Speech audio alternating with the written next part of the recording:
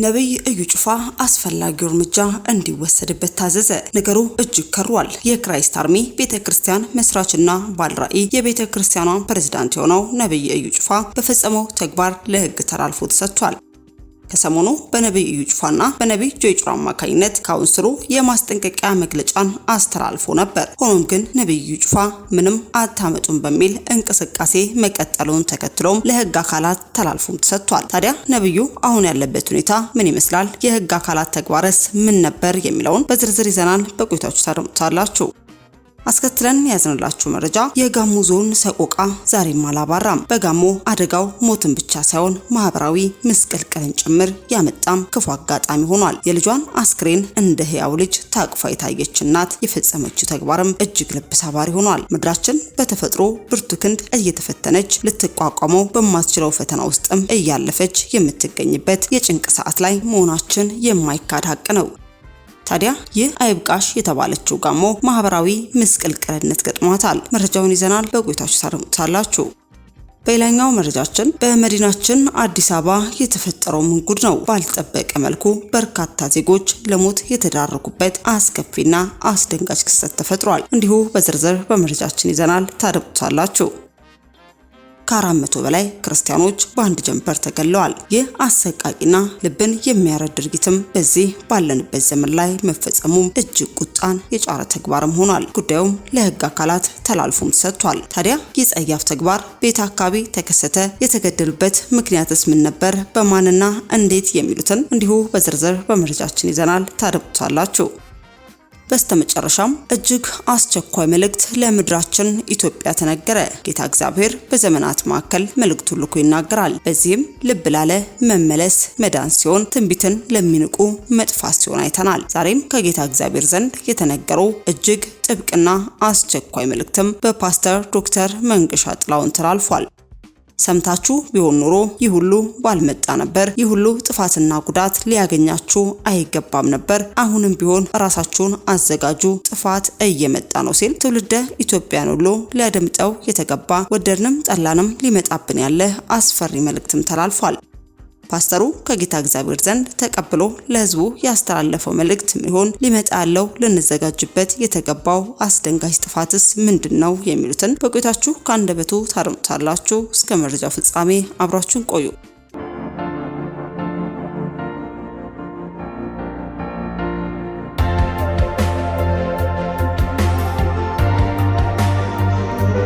አስቀድመን ወደ ያዝንላችሁ መረጃችን ስናልፍ የጋሞ ዞን ሰቆቃ ዛሬም አላባራም። በጋሞ አደጋው ሞትን ብቻ ሳይሆን ማህበራዊ ምስቅልቅልን ጭምር ያመጣ ክፉ አጋጣሚም ሆኗል። የልጇን አስክሬን እንደ ህያው ልጅ ታቅፋ የታየች እናት ተግባርም እጅግ ልብ ሰባሪም ነው።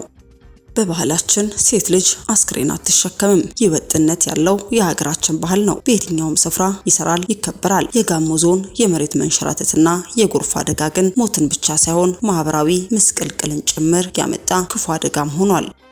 የሟች ህፃን እናት እርሷም በአካል በተሳተፈችበት ቀናትን ከፈጀ ብርቱ ቁፈራ በኋላ የተገኘውን የህፃን ልጇን አስክሬን እንዲታቅፋው ለመቅበር እየሄደች የሚያሳይ ምስል ታይቷል። አደጋው በደረሰበት መንደር ስራ የፈታ ህዝብ የለም። ትንሽ ጉልበት ያላቸው አስክሬን ቁፈራ ላይ አሁንም ተሰማርተው የተገነደሰውን ተራራ እየቦረቦሩ ነው። በሌላ ስፍራ ደግሞ ሴቶችም ወንዶችም ያለ ጾታ ልዩነት የተገኘውን አስክሬን እያጠቡ እየገነዙ ያስተካክላሉ። ሌሎች አስክሬን መቅበሪያ ጉድጓድ ይቆፍራሉ። አንዳንዶች ደግሞ የተረፉ ሰዎችን አኗኗር ያግዛሉ። ብቻ ሁሉም ደሞዝ በሌለበት የሰብአዊነት ስራ ላይ ናቸው። ግን አስባችሁታል? ለአንዲት እናት ልጇን ተሸክማ ከመቅበር በላይ የሚያስፈራ ገሃነም የለም። እኛም ለሟች ቤተሰብ፣ ወዳጅ ዘመዶች መጽናናትን እንዲሰጥ ተመኘን። አስከትለን ወደ ያዝንላችሁ መረጃችን ስናልፍ ከ400 በላይ ክርስቲያኖች በአንድ ጀንበር ተገለዋል። ይህ አሰቃቂና ልብን የሚያረድ ድርጊትም በዚህ ባለንበት ዘመን ላይ መፈጸሙ እጅግ ቁጣን የጫረ ተግባርም ሆኗል። ጉዳዩም ለህግ አካላት ተላልፎም ተሰጥቷል። ታዲያ ይህ ጸያፍ ተግባር ቤት አካባቢ ተከሰተ የሚለውን ስንመለከት በዲሞክራቲክ ኮንጎ ከ400 በላይ ክርስቲያኖች ተገለዋል። በኮንጎ በምስራቃዊ ክፍል በክርስቲያኖች ላይ የሚፈጸሙ ጥቃቶች እየጨመሩ መሆናቸውም ተገልጿል።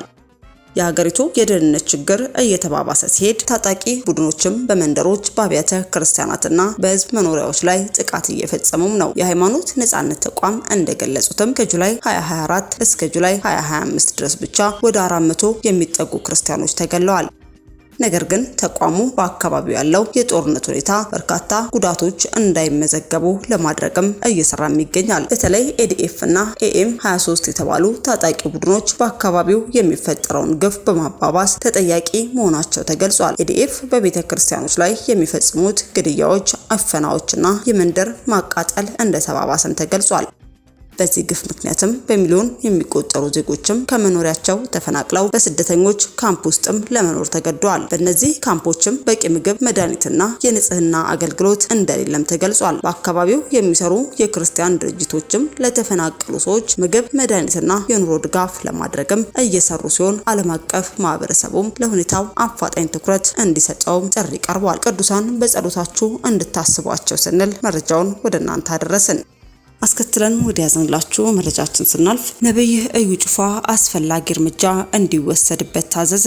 የክልከላ ደብዳቤው ለሚመለከታቸው የጸጥታ አካላት ተመርቷል። አስፈላጊው እርምጃ እንዲወሰድም ተብሏል። በደቡብ ኢትዮጵያ ክልል ወንጌል አማኞች ካውንስል እዩ ጩፋ በዲላ ስታዲየም አዘጋጃል ያለውን ኮንፈረንስ ተከትሎ ፍቃድ ያልተሰጠው ህገወጥ ኮንፈረንስ ነው በማለትም ክልከላ እንዲደረግ የክልሉ ካውንስል ትዕዛዝ መስጠቱን ተከትሎ የጌዲዮ ዞን የወንጌል አማኞች ካውንስል ለዞኑ ሰላምና ጸጥታ ቢሮ በጻፈው ደብዳቤም እውቅና ያልተሰጠው በመሆኑ ይህንን ወደ ጎን በመተው በጉልበት ለማካሄድ እየተሰናዳና እንቅስቃሴ በማድረግ ላይ የሚገኝ እንዲሁም ሃይማኖትንና መንግስትን ለማጋጨት እየሰራ ያለ በመሆኑም አስፈላጊው እርምጃ በአስቸኳይ እንዲወሰድ ሲሉ ማሳውቀዋል። ይህን ተከትሎ የኢትዮጵያ ወንጌል አማኞች አብያተ ክርስቲያናት ካውንስልም ለጌዲዮ ዞን ባህልና ስፖርት ጽሕፈት ቤትም እንዲህ ባለ መልኩም መግለጫውን አድርሷል። ጉዳዩ ከመጋቢት 11 እስከ 13 በዲላ ስታዲየም በክራይስት አርሚ ቤተክርስቲያን ሊደረግ ስላለው ኮንፈረንስ ይሆናል። ከላይ በርዕሱ ላይ ለመግለጽ እንደተሞከረው ከመጋቢት 11 እስከ 13 2018 ዓ.ም በዲላ ስታዲየም የሚካሄድ ክሩሴድ እንዳለ ከተለያዩ ሚዲያዎች ለመስማት ችለናል።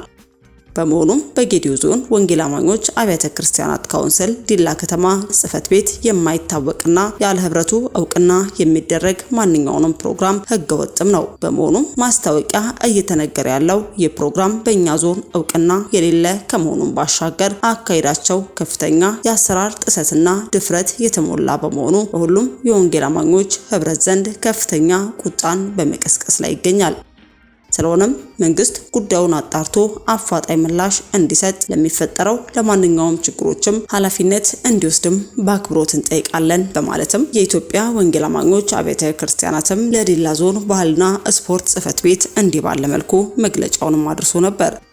ታዲያ ይህን ጉዳይ ተከትሎም ለስፖርት ድርጅት ዘርፍ ለወይዘሮ ሂሩት ደራሮም እንዲህ ተብሎም ተላልፏል። ማንኛውም የስታዲየም አገልግሎት የሚሰጠው የከተማ ካውንስል የዞኑ የከተማ ጸጥታ በቅንጅት እውቅና ኖሯቸውና ፍቃድ ተሰጥቶ ብቻ የሚስተናገድ መሆኑን በማሳወቅ የሚሰጠው ፍቃድ በካውንስሉ እውቅና ሊሆን ይገባል በማለትም ለዲላ ስፖርት ድርጅት ዘርፍ ለወይዘሮ ሂሩት ደራሮም እንዲህ ባለ መልኩም መልእክትም ተላልፏል። ታዲያ በዚህ ኮንፈረንሱን አዘጋጅበታለሁ ያለው ስታዲየምን በተመለከተም የዞኑ ስፖርት ቢሮ ማንኛውም የስታዲየም አገልግሎት የሚሰጠው የከተማው ካውንስል የዞኑ ከተማ የጸጥታ አካላት በሚሰጡት ፍቃድና እውቅና በመሆኑ ያለዚህ ፍቃድ እንደማይስተናገድ ስታዲየሙ እንዳልተፈቀደለት ተገልጾ እንዲያስፈጽሙ መርተዋል። ከዚሁ በተያዘም አብዛኛው የኢትዮጵያ ወንጌል አማኝ ማህበረሰብ እዩ ጩፋ በተደጋጋሚ አንዴ ከመሪዎች ከሌሎች ነቢያት አገልጋዮች ከካውንስሉ በሀገር ውስጥና በውጭ ከሚገኙ ከአብያተ ክርስቲያናት መሪዎች ከቃሊዮት ከሙሉ ወንጌል መሪዎች ከሌላ ቤተ እምነቶችና ከሌሎች አሁን ደግሞ ከደቡብ ኢትዮጵያ ክልል መንግስት ከጌዲዮና ከዲላ የመንግስት አካላት የሚፈጠረውን አለመግባባት የወንጌል አማኞችን የማይወክልና ግለሰቡ ተግባሩም ሆነ የሚወሰድበት እርምጃም ወንጌል አማኙን አይወክልም የሚል ድምጽም በስፋት ተሰምቷል። ይህ የወንጌል ባህሪ አይደለምም ተብሏል። በተደጋጋሚ መልእክት እየተላለፈም ተመልክተናል። በመሆኑም ጠቅለል አድርገን እዚሁ ለመንገርም ወደናል። ይህ እንዳለ ሆኖ እዩ ጩፋ ከክልል የመንግስት አካላት ከካውንስል በየደረጃው ከሚገኙ ህጋዊ ፍቃድ ሳይኖር ራሴ ገብቼ ህዝቡን እሰበስባለሁ ማለት ተገቢነት አለው የለውም የሚለው ይተውና ግን በደቡብ ኢትዮጵያ ክልል ከላይኛው የመንግስት መዋቅር ጀምሮ ለሚገኙ የዞኑና የዲላ የመንግስት አካላት እዩ ጩፋ የሚያደርገው ካይድም ጥያቄንም ፈጥሯል። በዚህም የክልሉ የዞኑና የከተማው የመንግስት አካላት ይህንኑ ክልከላና ትዕዛዝ ማስፈጸም ካልቻሉ በፌዴራል መንግስት ጭምር ህዝቡን የመምራት ብቃታቸው ጥያቄ ምልክት ውስጥ እንደሚገባም መረዳትም ይቻላል። የሜጀሯን ጆይጭሮ ኮንፈረንስን በተመለከተም ከዞኑና ከጂንካ ከተማ የመንግስት የጸጥታ አካላት ምን ተባለ የሚለውን እየተጣራ ያለበት ሁኔታ ላይ ይገኛል። ነገር ግን ነብይ እዩ ጩፋ በዲላ ከተማ አዘጋጃለሁ ያለውን ኮንፈረንስ ተከትሎ ካውንስሉ ያወጣው የማስጠንቀቂያ መግለጫ ቢኖርም ነገር ግን ነብይ እዩ ጩፋ ይህ እኔን አይመለከትም በማለት በማናለብኝነት ጉዳዩን ለማስፈጸም ቢጥርም ጉዳዩ ለህግ አካላት ተላልፎ እንደተሰጠና በዲላ ከተማ ምንም አይነት ፕሮግራም ቢያዘጋጅም በህግ ቁጥጥር ስር ሊውል የሚችልበት መንገድ ሰፊ መሆኑም እንዲህ ባለ መልኩ ተገልጿል። ታዲያ ይህ ጉዳይ ወዴት ያመራል? ይዞ የሚመጣውስ መዘዝ ምንድነው? የሚለውን ነገርም በቀጣይ መረጃችን ተከታትለን ወደ እናንተ የምናደርስ ይሆናል። አስከትለን ወደ ያዝንላችሁ መረጃችን ስናልፍ በመዲናችን አዲስ አበባ የተፈጠረው እጅግ አስደንጋጭ ሆኗል። ባልተጠበቀ መልኩ በርካታ ዜጎች ለሞት የተዳረጉበት አስከፊና አስደንጋጭ ክስተትም ተፈጥሯል። ይህም የኮተቤ ሀና መውጫ አካባቢም የሞት ቀጠና ሆኗል። በአዲስ አበባ ከተማ ኮተቤ 32 ማዞሪያ በተለምዶ ሀና መውጫ ተብሎ በሚጠራው አካባቢ መጋቢት 5 ቀን በደረሰ አሰቃቂ የትራፊክ አደጋም የበርካታ ወገኖች ህይወት ማለፉን፣ ከፍተኛ የአካል ጉዳት መድረሱም ተረጋግጧል። ታዲያ ከሀና ማርያም ቤተክርስቲያን አቅጣጫ ወደ ታች የሚወርደው መንገድም እጅግ ቁልቁለታማ በመሆኑ አሽከርካሪዎች ፍሬን መቆጣጠር ተስኗቸው በተደጋጋሚ ለሚከሰቱ አደጋዎችም ዋነኛ መንስኤ ሆኗል። ይህ ስፍራ የብዙዎችን ህይወት እየቀጠፈና ንብረት እያወደመ የሚቀጥለው እስከ መቼ ይሆን? ለሟች ቤተሰብ፣ ወዳጅ ዘመዶች ሁሉ መጽናናትን ተመኘን። በስተመጨረሻ ወደ ያዝንላችሁ መረጃችን ስናልፍ እጅግ አስቸኳይ መልእክት ለምድራችን ኢትዮጵያ ተላለፈ። ጌታ እግዚአብሔር በዘመናት መካከል መልእክቱን ልኮ ይናገራል። በዚህም ልብ ላለ መመለስ መዳን ሲሆን፣ ትንቢትን ለሚንቁ መጥፋት ሲሆንም አይተናል። ዛሬም ከጌታ እግዚአብሔር ዘንድ የተነገሩ እጅግ ጥብቅና አስቸኳይ መልእክትም በፓስተር ዶክተር መንገሻ ጥላሁን አንደበት ተላልፏል። ሰምታችሁ ቢሆን ኖሮ ይህ ሁሉ ባልመጣ ነበር። ይህ ሁሉ ጥፋትና ጉዳትም እንዳያገኛችሁ ይገባም ነበር። ይህ ጥፋት ሊያገኛችሁ አይገባም። አሁንም ራሳችሁን አዘጋጁ፣ ጥፋት እየመጣ ነው ሲል ትውልደ ኢትዮጵያን ሁሉ ሊያደምጠው የተገባ ወደድንም ጠላንም ሊመጣብን ያለ አስፈሪ ነገር መኖሩንም በመልእክቱ አስተላልፏል። ፓስተሩ ከጌታ እግዚአብሔር ዘንድ ተቀብሎ ለሕዝቡ ያስተላለፈው መልእክት ምን ይሆን? ሊመጣ ያለው ልንዘጋጅበት የተገባው ጥፋትስ ምንድነው? የሚለውንም ከአንደበቱ እንድታደምጡስ ጋበዝን። ሐዋርያት ሥራ ምዕራፍ 27 ከቁጥር 21 እስከ ቁጥር 25 ያለውን እናነባዋለን። በጌታ ዘመን ባለው እንደዚህ ይላል። ሳይበሉም ብዙ ቀን ከቆዩ በኋላ ያን ጊዜ ጳውሎስ በመካከላቸው ቆሞ እንዲህ አለ። እናንተ ሰዎች ሆይ ሰምታችሁኝ በሆነ ኖሮ ከቀርጤስ እንዳትነሱ ይህንንም ጥፋትና ጉዳት እንዳታገኙ ይገባችሁ ነበር። አሁንም አይዟችሁ ብዬ እመክራችኋለሁ። ይህ መርከብ እንጂ ከእናንተ አንድ ነፍስ እንኳ አይጠፋምና። የእርሱ የምሆንና ደግሞ የማመልከው የእግዚአብሔር መልአክ በዚች ሌሊት በአጠገቤ ቆሞ ነበርና እርሱም ጳውሎስ ሆይ አትፍራ፣ በቄሳር ፊት ልትቆም ይገባሃል። እነሆ እግዚአብሔር ካንተ ጋር የሚሄዱትን ሁሉ ሰጥቶሃል አለኝ። ስለዚህ እናንተ ሰዎች ሆይ አይዟችሁ፣ እንደተናገረኝ እንዲሁ እንዲሆን እግዚአብሔርን አምናለሁና። የመልእክቴ ሐሳብ ላካፍላችሁ ያለ የልቤ መልእክት ሐሳብ የእግዚአብሔር ቃል በመስማት መዳን የሚል ነው። እስቲ ተናገሩት፣ በመስማት መዳን በሉ እስቲ።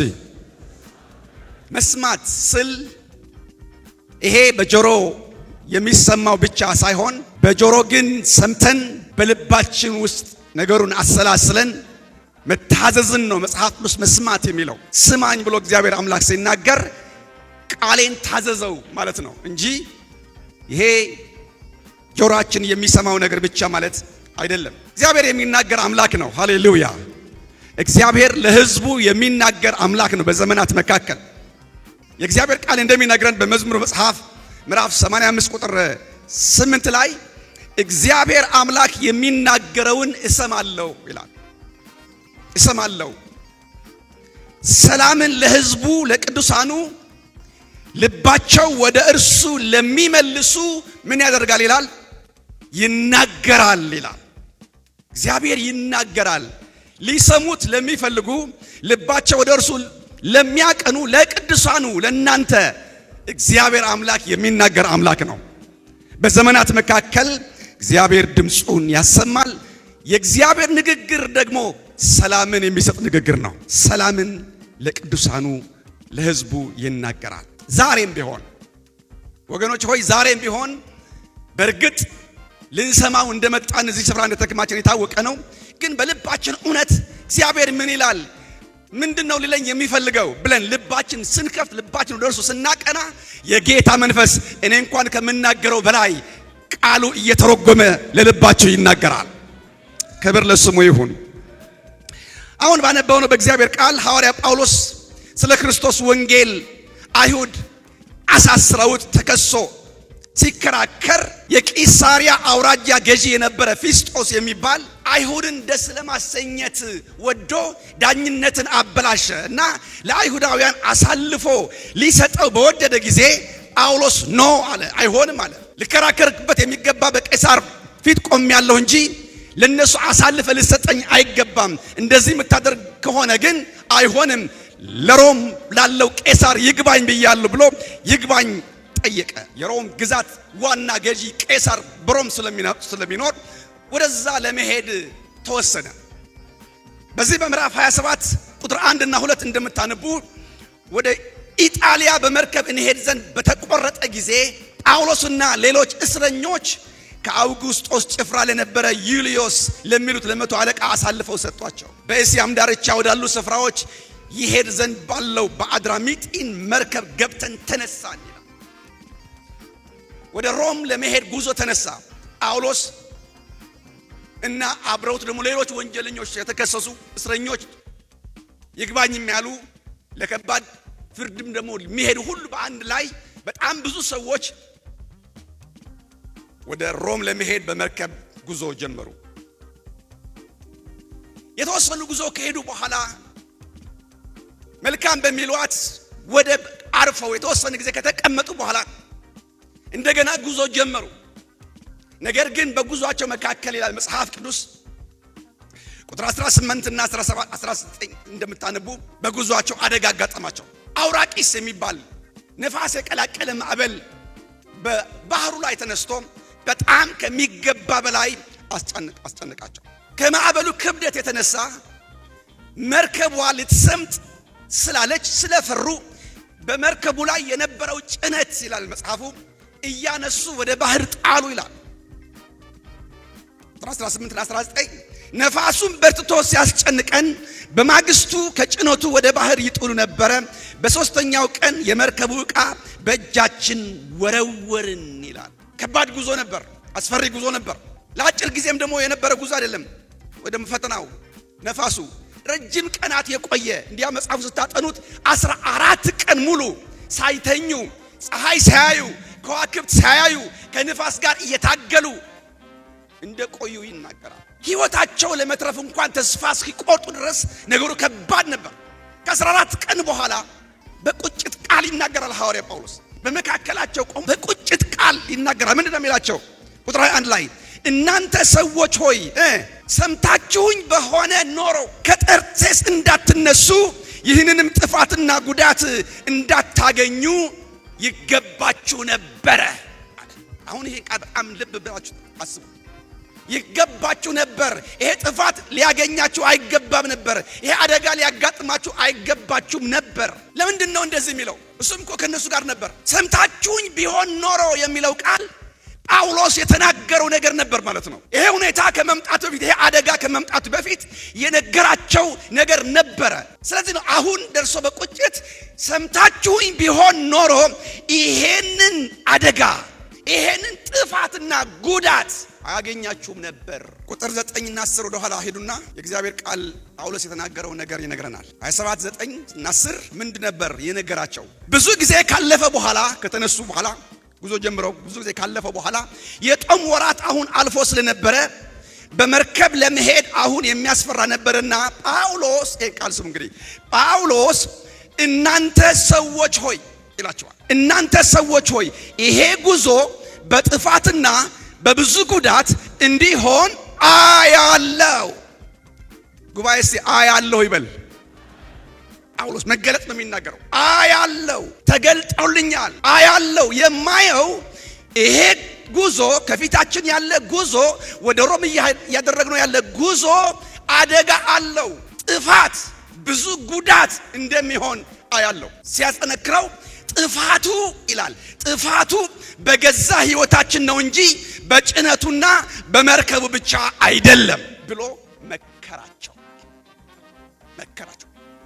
ከእግዚአብሔር የተገለጠለት መገለጥ የመለኮት መገለጥ መንፈስ ያስረዳው ነገር ቆሞ ነገራቸው። ስሙ ወገኖቼ፣ በመርከቡ ላይ ያላችሁ እስካሁን እንኳን ማለት ብዙ መንገድ መጥተናል። በብዙ ጭንቅ ነው እስካሁንም የመጣ ነው። ከዚህ በኋላ ያለው ጉዞም ከዚህ በላይ የከፋ ስለሆነ የጌታ እንደነገረኝ እንደተገለጠልኝ ጥፋት አለ። ጥፋቱ መርከቡ ላይ አይደለም ብቻ አይደለም፣ ወይ ደግሞ በጭነቱ ላይ ብቻ አይደለም። ጥፋቱ ማን ላይ ነው አለ? በገዛ ሕይወታችን ላይ ነው። በገዛ ሕይወታችን ላይ ነው ብሎ መከራቸው። ስለዚህ አሁን ጉዞ ማድረግ አደገኛ ነው። ጉዞ በመርከብ ለመሄድ አስፈሪ ነው። ጉዞ ጥፋትና ጉዳት ያለበት ነው። ይሄ ተገልጦልኛል። ስለዚህ ይሄ ወቅት እስኪያልፍ እዚህ እንሁን ብሎ መከራቸው። ጊዜው ይለፍ። አሁን ባለንበት መልካም በምትባለው ወደብ እንቆይ፣ እንቀመጥ፣ ትንሽ ጊዜ እናሳልፍ የሚል ምክር መከራቸው። ምክሩ ከጌታ የመጣ ምክር ነበር። የጌታ መንፈስ የገለጠለት ምክር ነበር። መርከበኛ አይደለም ጳውሎስ፣ ነገር ግን መለኮታዊ ዕውቀት ተገልጦለት መከራቸው። ሜትሮሎጂስት አይደለም። ወደፊት ሊመጣ የሚችለውን ነገር ፎርካስት ማድረግ አይችልም በስጋ አይኑ። ግን በእርሱ ውስጥ ያለው የእግዚአብሔር መንፈስ ሊመጣ ያለው ነገር አሳየውና ነገራቸው። ይሄ ምክር በጳውሎስ የሚመከረው ምክር ሕይወታቸው የሚያድኑበት ምክር ነው። ያስተዋላችሁ ስሙ። ሕይወታቸው የሚያድኑበት ምክር ነበር። ይሄ ምክር ከንብረት ውድመት የሚድኑበት ምክር ነበር። ይሄ ምክር መንገዳቸው ሰላማዊ የሚያደርግ ምክር ነበር። ምክንያቱም እግዚአብሔር የማናችንም ጥፋት አይወድም። እግዚአብሔር የማንንም አይደለም የቅዱሳን በአምሳሉ የፈጠራቸው የሰዎች ሁሉ ጥፋት አይወድም። ስለዚህ ከጥፋት የሚድኑበት ምክር ይመክራቸዋል፣ ቃል ይሰጣቸዋል። በአንድም በሌላም መንገዳቸው እንዲቃና የሚያደርግ ምክር ይመክራል። ዛሬም ደግሞ ለቅዱሳኑ ቅድም እንዳልኩት ወደ እርሱ ልባቸው ለሚመልሱ ሰላምን የሚሰጥ የእግዚአብሔር ቃል ምክር ይመክራል። እግዚአብሔር መንገዳችን ያሳየናል፣ ምሪት ይሰጠናል። በተለይ ደግሞ ለኔና ለእናንተ ለልጆቹ እግዚአብሔር ምክር አለው። ሃሌሉያ። መጽሐፍ ሲናገር በኢሳይያስ 48 ከ16 እስከ 19 ስታነቡ ታዳጊ የእስራኤል ቅዱስ እግዚአብሔር እንዲህ ይላል። ምን ይላል? የሚረባህን ነገር የማስተምርህ በምትሄድበት መንገድ የምመራህ አምላክ እግዚአብሔር ነኝ። አሜን። እንደዚህ ነው የሚለው እግዚአብሔር ቃል። የሚረባህን ነገር የሚጠቅምህን ነገር የማስተምርህ በምትሄድበት መንገድ ደግሞ ምንም ማደርግህ የምመራህ አምላክ እግዚአብሔር ነኝ። ወንድሜ ስማ፣ እግዚአብሔር የሚጠቅምህን ምክር ይመክርሃል። ደግሞ ልትሄድበት የሚገባ የህይወት ጎዳናም ደግሞ ያሳይሃል። እግዚአብሔር ይመራል። እግዚአብሔር ይመክራል። ደግሞም ይመራል። ይሄን ይልና ትእዛዜን ብትሰማ ኖሮ ሰላምህ እንደ ወንዝ ጽድቅህም እንደ ባህር ሞገድ በሆነ ነበር። ዘርህም እንደ አሸዋ የሆድህም ትውልድ እንደ ምድር ትቢያ በሆነ ነበር። ስሙም ከፊቴ ባልጠፋ ባልፈረሰ ነበር።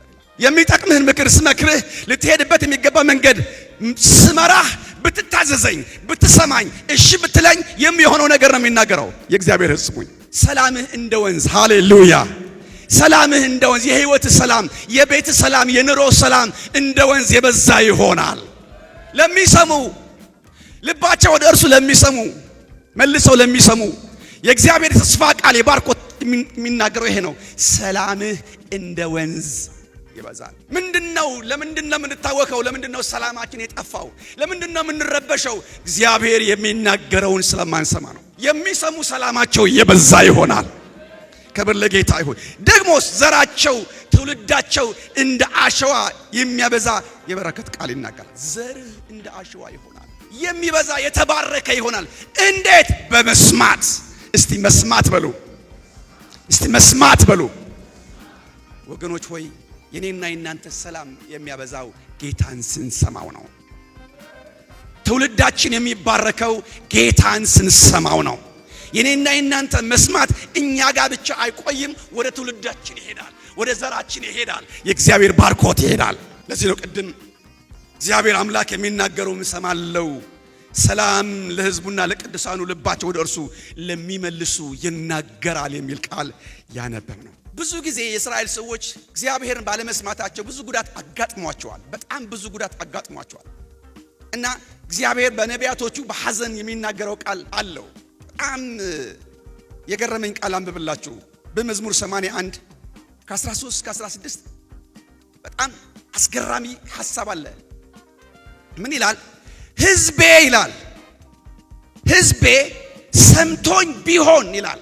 ልክ ቅድም ጳውሎስ እንደተናገረ ሰምታችሁኝ ቢሆን ኖሮ እንዳለ እዚህ ጋር ሕዝቤ ሰምቶኝ ቢሆን፣ እስራኤልን በመንገዴ ሄደው ቢሆን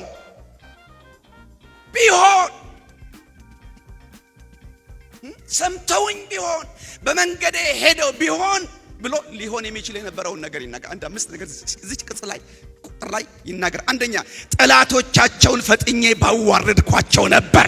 በመስማት ውስጥ ያለው በረከት ነው የሚናገረው። እግዚአብሔርን በመስማት ውስጥ ያለ በረከት ምን አለ? ጠላቶቻቸውን ፈጥኜ ባዋረድኳቸው ነበር። ግን ምን ያደርጋል? አልሰሙኝም ማለት ነው። ሕዝቤ አልሰማኝም። ስለዚህ ጠላቶቻቸው ሊያዋርድላቸው የነበረው እግዚአብሔር እጁን ሰበሰበና ጠላቶቻቸው እነሱን ማዋረድ ጀመሩ።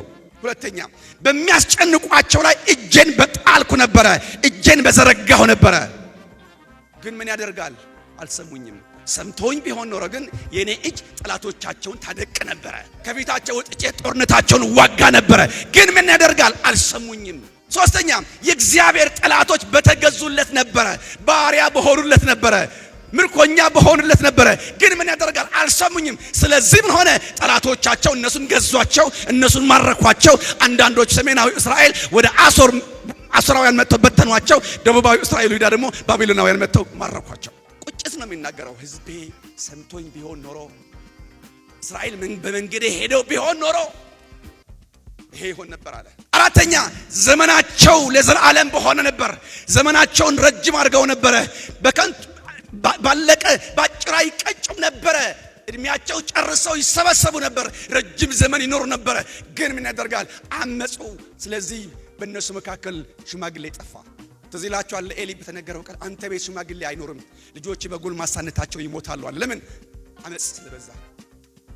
ሕዝቤ ቢሰማኝ ዘመኑ አስረዝምለት ነበር አለ። ባጭራ አይሞትም። ግን ምን ያደርጋል? አልሰማኝም። ስለዚህ ጠላት ዘመኑን አሳጠረበት። አምስተኛ ከስንዴ ስብ ባበላኋቸው ነበር አለ። በባረኳቸው፣ ሆዳቸው ባጠገብኩት፣ በመገብኳቸው ነበረ። ግን ምን ያደርጋል? አልሰሙኝም። ስለዚህ ረሃብ ገደላቸው። ስድስተኛ ከአለት ማር ባጠገብኳቸው ነበር። እነዚህ ሁሉ የቁጭት ቃሎች ናቸው። ባለመስማት በእግዚአብሔር ሕዝብ ላይ የሆኑ ነገሮች ናቸው። እግዚአብሔር ሕዝቡን ሊባርክ፣ እግዚአብሔር ሕዝቡን ሊመራ፣ እግዚአብሔር ስለ ሕዝቡ ሊዋጋ የሚወድ አምላክ ሆኖ ሳለ ሕዝቡ ግን እግዚአብሔር መስማት አልፈለገም። ዛሬ ግን በጌታ በኢየሱስ መስማት ይሆንልናል። መስማት ይሆንልሃል ወንድሜ። ትሰማለህ፣ የእግዚአብሔር ክብር በአንተ ሕይወት ላይ ይገለጣል። ትሰማለህ፣ በቤትህ ላይ ክብሩ ይገለጣል። ጆሮህና ልብ ትስተዋለህ፣ እግዚአብሔር ስላንተ መዋጋት ይጀምራል። እግዚአብሔር ከፊት ይቀድማል።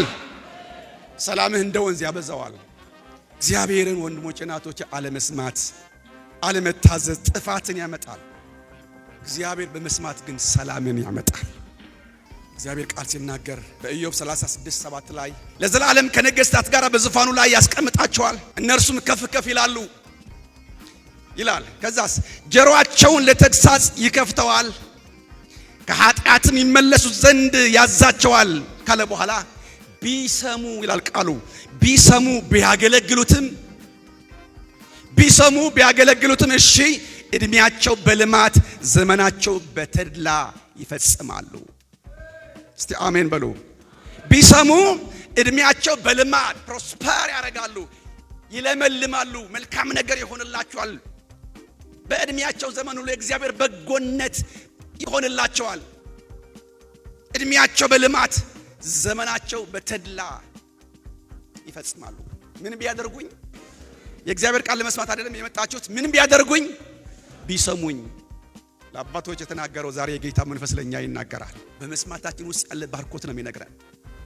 ቢሰሙኝ እንደዚህ ነው የሚሆነው። እንግዲህ ሐዋርያ ጳውሎስ እናንተ ሰዎች ሆይ ሰምታችሁኝ ቢሆን ኖሮ አሚለው እግዚአብሔር የነገረልኝ የገለጠልኝን ለእናንተ የነገርኩት ሰምታችሁኝ ቢሆን እሺ ብላችሁ ቢሆን ኖሮ ይህን ሁሉ ጥፋትና ጉዳት አያገኛችሁ ነበር። ለምንድን ነው ያልሰሙት? ዛሬ ለእናንተ ላካፍሉ ያለው ሐሳብ እዚህ ላይ ነው ያለው። ለምንድን ነው ያልሰሙት? ጳውሎስን ለምን አልሰሙትም? እናንተ ሰዎች ሆይ ግዴላችሁም ጥፋት መንገዳችን ላይ አለ እያለ በእግዚአብሔር ስም በእግዚአብሔር ቃል ሲናገራቸው ለምን አልሰሙትም? 4 ምክንያቶች አሳያቸዋለሁ ፈጠን ብዬ 4 ምክንያት። አንደኛ ምክንያት ያልሰሙበት ምክንያት ከተገለጠው ከእግዚአብሔር ቃል ይልቅ በሰው ችሎታ ስለታመኑ ነው። ያው ቁጥር 11 ምዕራፍ 27 ቁጥር 11 እዩት። ይሄ ነገር ጳውሎስ ምክሩን ከተናገረ በኋላ የመቶ አለቃው ግን ይላል ጳውሎስ ከተናገረው ይልቅ የመርከብ መሪውንና የመርከቡ ባለቤት ምን ያደርግ ነበር አለ? ያምን ነበረ። አያችሁ፣ ጳውሎስ ከተናገረው ከእግዚአብሔር ቃል ይልቅ የመርከቧን ካፕቴን መርከቧን እየነዳለና የመርከቧ ባለቤት አመናቸው። ማለት አይ ጳውሎስ የሚለው ነገር ዝም ብሎ ነው፣ እሱ መርከበኛ ነው፣ እሱ ምንድን ነው፣ እሱ ይህን ስላለኛ እዚህ ቁጭ አንልም፣ ሰላም ነው መሄድ አለብን፣ ችግር የለም አለ ካፒቴኑ። ሰውየው የመርከቡ ባለቤትም አለ። በሰው ታመኑ። እሱን አየው፣ ተገለጠልኝ፣ ተናገረኝ ብሎ ነው የነገራቸው። የጳውሎስ ምክር አልተቀበሉም። ነገር ግን ያመኗቸው የመርከቡ መሪና የመርከቡ ባለቤት ከአደጋ አላዳኗቸውም።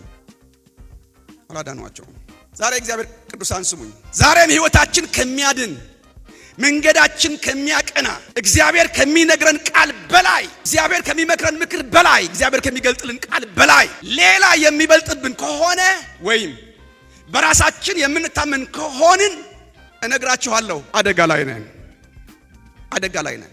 እኛ ያለን ማስተዋል፣ እኛ ያለን ሌላ መታመኛ መደገፊያ ወንድሞቼ እናቶቼ አንድ ቀን ይከዳናል። አልችልም ይለናል አንድ ቀን። አቅም የለኝም ይላል አንድ ቀን። ከዚህ በላይ ልወስድህ አልችልም ሊለን ይችላል አንድ ቀን። አሁን በእጃችን ያለ መታመኛ ምንም ይሁን የእግዚአብሔር ቃል ትተነው በእግዚአብሔር ቃል ወደ ኋላ ጥለነው በሆኑ መታመኛዎች ታምነን ምን ሄድ ከሆነ እነግራቸዋለሁ ዛሬ ማለዳ አንድ ቀን አቅም ይከዳል። አልችልም ይላል። ከቃሉ ሌላ ነገር ካለ መንገድ ላይ ያስቀራል። ዛሬ ማለዳ ጌታ የሚለው ግን የማይለወጥ የማይሻር አቅም የማያንሰው የቃሉ ጉልበት ብትይዘው በቃሉ ብትደገፍ በምክሩ ብትጸና የማይሰበር ጽኑ መታመኛ ነው። ጽኑ መደገፊያ ነው የእግዚአብሔር ቃል። እግዚአብሔር በቃሎቹ የታመነ አምላክ አንተን አጽንቶ ያቆመሃል። ሰማይ ምድር ያልፋል አለ ጌታ፣ ቃሌ ግን ምን አያልፍም አለ። ያሻግራል። የእግዚአብሔር ቃል ያሻግራል። እስቲ የእግዚአብሔር ቃል ያሻግራል በል እባክህ። የእግዚአብሔር ምክር ያሻግራል በል እስቲ። እሱን አትጣለው። እግዚአብሔር በአንድም በሌላ መንገድ የሚናገርህን የእግዚአብሔር ቃል አትጣለው፣ አትናቀው። ከእግዚአብሔር ቃል በላይ የሆነ መታመኛ አይሁንልህ ወንድሜ፣ አይሁንልህ። መጽሐፍ ቅዱስ እንደዚህ ይላል፣ በፍጹም ልብህ ይላል በምሳሌ 3:5 ላይ በፍጹም ልብህ በእግዚአብሔር ታመን፣ በራስህ ማስተዋል ምን አትሁን፣ አትደገፍ። በራስህ ማስተዋል ወንድሜ፣ የተማርክ ትሆን ትችላለህ፣ ገንዘብ ያለ ልትሆን ትችላለህ፣ ወገን ያለ ልትሆን ትችላለህ። እኔ ዛሬ ማለዳ እነግርሃለሁ የእግዚአብሔር ቃል የሚለው በምንም ነገር አትደገፍ። መደገፊያ የእግዚአብሔር ቃል ይሁን። መደገፊያሽ የእግዚአብሔር ቃል ይሁን። ልክ ነው። በሰው ዘንድ ብዙ መታመኛ ሊሆኑ የሚችሉ ሊኖሩ ይችላሉ። አንዳንዶቻችን ዕውቀታችን ልንታመንበት እንችላለን። አንዳንዶቻችን ገንዘባችን ልንታመን ችግር የለም ልንን እንችላለን። አንዳንዶቻችን ምናልባት ወገናችን ሌላም ነገር ምናምን ነገር ግን እውነተኛ መታመኛ አይደለም። ታውቃላችሁ ሸንበቆ ነው፣ ይሰበራል። የማይሰበር ጌታ ብቻ ነው። እስቲ አሜን በሉ። እስቲ የማይሰበር ጌታ ብቻ ነው በሉ። እስቲ ተናገሩ። እስቲ የማይሰበር ጌታ ብቻ ነው በሉ። እስቲ ጽኑ መታመኛ ጌታ ብቻ ነው በሉ። እስቲ አያችሁ መቶ አለቃው ጳውሎስ ከሚናገረው ቃል ይልቅ የመርከብ መሪውን አመነ። የመርከብ ባለቤት አመነ። የእግዚአብሔር ቃል ወደ ኋላ ጣለ። ግን መንገድ ላይ ስታክ አደረገ። አውራቂስ መንገዱ ላይ ቆመ። ማለፍ አልቻለም። ስለዚህ ነው መጽሐፍ ቅዱስ በመዝሙር 37:5 ላይ መንገድህን ለእግዚአብሔር አደራ ስጥ አለ። ስጥ፣ በእርሱ ታመን፣ እርሱም ያደርግልሃል፣ ይሰራልሃል፣ ይዋጋልሃል፣ ያሻግርሃል። የታመንከው ጌታ ሌሎች መታመኛዎችን ጥለህ የታመንከው የተደገፍከው ጌታ እሱ በምንም አይነት መንገድ ያሻግርሃል። በወጀብና በአውላ ነፋስ መካከል መንገድ ያዘጋጃል። በመካከል ታልፋለህ። ለምን? እሱ እውነተኛ መታመኛ ነው። መጽሐፍ ቅዱስ ደግሞ የሚነግረን ይሄንን ነው። ኤርምያስ በትንቢት ቃሉ ሲናገር ምዕራፍ 17 ቁጥር 5 ላይ እግዚአብሔር እንዲህ ይላል። ዛሬም በመንፈስ ቅዱስ እግዚአብሔር እንዲህ ይላል። ስሙ ወገኖቼ፣ በውስጣችሁ ምን ይላል ብትሉ ደስ ይለኝ ነበር።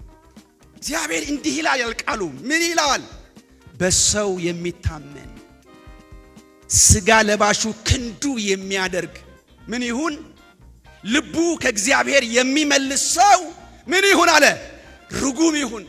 አያችሁ፣ በሰው በክንዱ በስጋው በጉልበቱ የሚታመን ግን ልቡ ከእግዚአብሔር የሚመልስ ከቃሉ የሚመልስ የእግዚአብሔር ቃል ወደ ኋላ የሚጥል ግን በሆነ በጡንቻው በሆነ ነገር የሚታመን እሱ የተረገመ ነው አለ።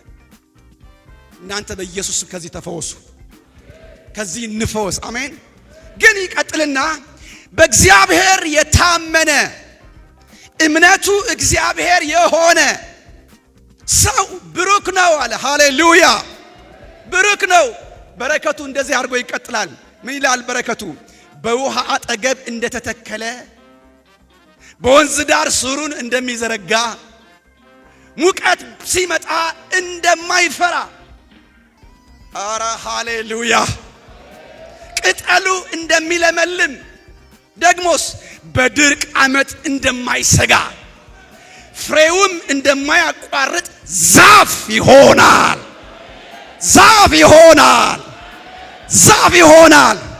ሙቀት ቢመጣ መከራ ቢመጣ ችግር ቢመጣ አይሰጋም። ለምን? ስሩ በወንዝ ዳር እንደተተከለ ዛፍ እግዚአብሔር የሕይወት ውሃ ይሆንለታል። እግዚአብሔር ልምላሜ ይሆንለታል። እግዚአብሔር በሙቀት ላይ ጥላ ይሆነዋል። ለምን? በእርሱ ታምኗላ፣ በቃሉ ታምኗላ። አይደርቅም፣ አይሰበርም፣ መንገድ ላይ አይቀርም። የእግዚአብሔር ቃል የሚሰማ እንደዚህ ይሆናል። በሰው መታመን፣ በስጋ ክንድ መታመን ቅዱሳን እሱ መርገም ነው፣ ጸያፍ ነው። ምንም ነገር ይኖራችሁ ጌታ ሰጥቷችኋል፣ ጥሩ ነው። ግን መታመኛችሁ አታድርጉት። መታመኛችሁ የቤታችሁ፣ መታመናችሁ የዘመናችሁ፣ መታመናችሁ የራሳችሁ የሰራዊት አምላክ እግዚአብሔር እሱን አድርጉት። አትከስሩም፣ አትወድቁም። ሃሌሉያ! እስቲ አሜን። ኢየሱስ ጌታ ነው። መቶ አለቃው በሰው ታመነ፣ በሰው ችሎታ ታመነ። የእግዚአብሔርን ቃል ተወ። ግን አውራቂስን መሻገር አልቻለም። አውራቂስ ሰበራቸው። ዛሬ የእግዚአብሔር ቃል የምትሰሙ ቅዱሳን ከሚሰብራችሁ ነገር ትድኑ ዘንድ እግዚአብሔር በእኔ ታመኑ ይላቸዋል። በእኔ ቃል ተደገፉ ይላቸዋል።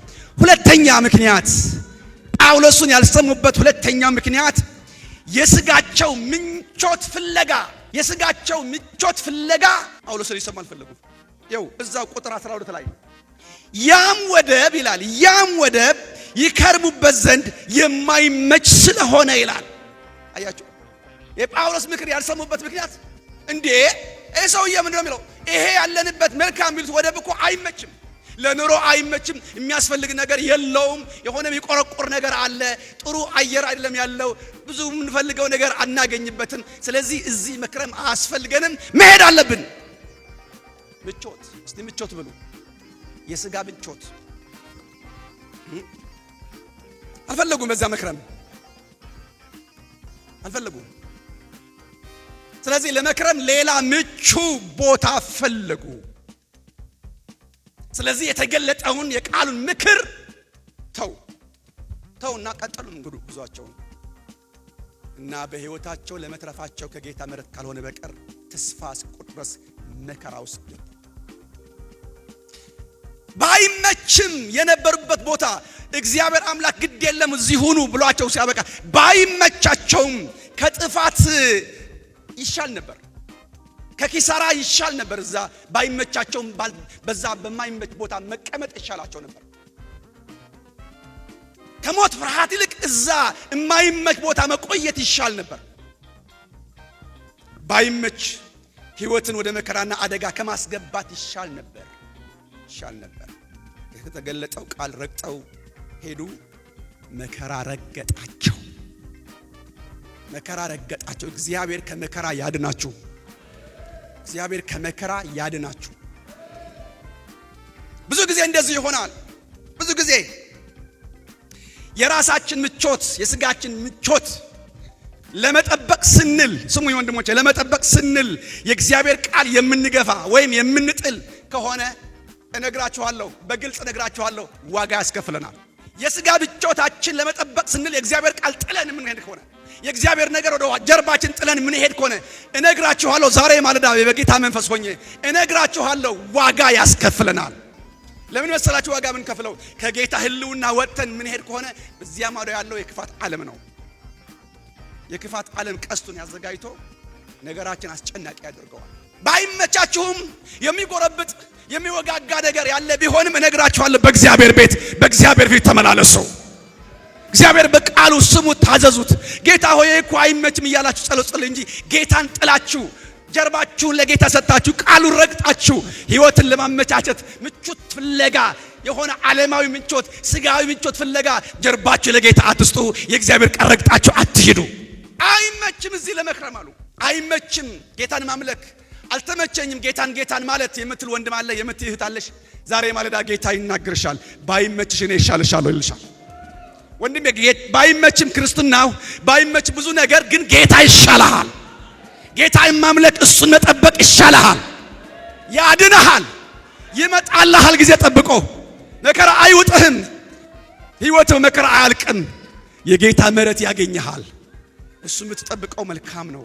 ውድ የሻሎም ቲዩብ አድማጭና ተመልካቾቻችን ለሰዓቱ የያዝንላችሁ መረጃ ያደመጣችሁትን ይመስል ነበር። በሌላ አዳዲስ መረጃ እስከምንገናኝ መልካም ቆይታ